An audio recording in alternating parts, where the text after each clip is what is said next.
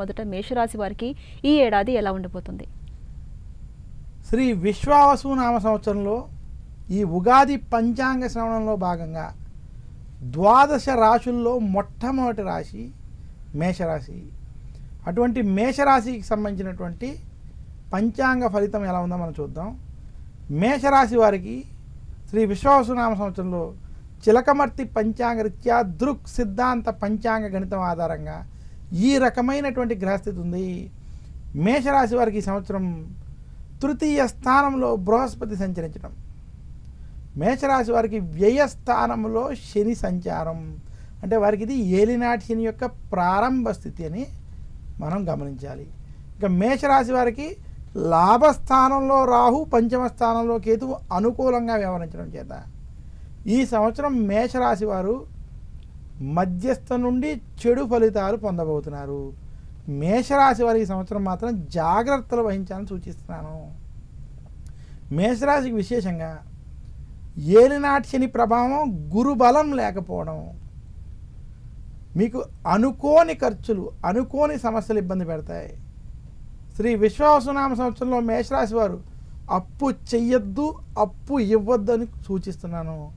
మీరు ఎవరి దగ్గర డబ్బు ఆశించద్దు, ఎవరికి డబ్బు ఇవ్వద్దు.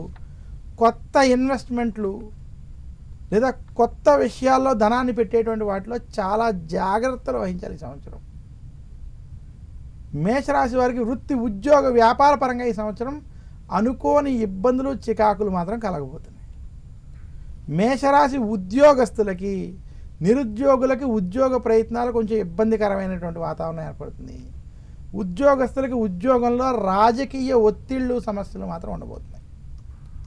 ఇంకా మేషరాశి వ్యాపారస్తులకి ఈ సంవత్సరం మధ్యస్థ ఫలితాలు ఉన్నాయి. వ్యాపారంలో ఖర్చు అధికంగా అవడం, ఆదాయానికి సంబంధించినటువంటి విషయాల్లో ఇబ్బందులు కలగడం, రావాల్సిన ధనం సమయానికి చేతికి అందలేనటువంటి స్థితి కనపడుతుంది.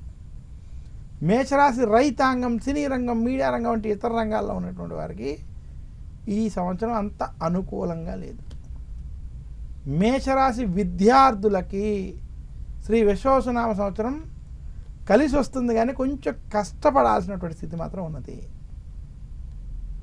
మేషరాశి స్త్రీలు కుటుంబ విషయాల్లో, ఆరోగ్య విషయాల్లో జాగ్రత్త వహించాలని మాత్రం సూచిస్తున్నాను.